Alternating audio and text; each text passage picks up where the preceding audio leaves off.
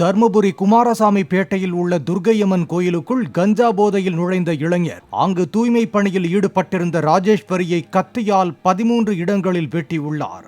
மற்றவர்களிடம் இருந்து தப்பிக்க கருவறைக்குள் சென்று பூட்டிக் கொண்ட அவரை போலீசார் சாதுரியமாக பேசி வெளியே வரவழைத்து கைது செய்தனர்.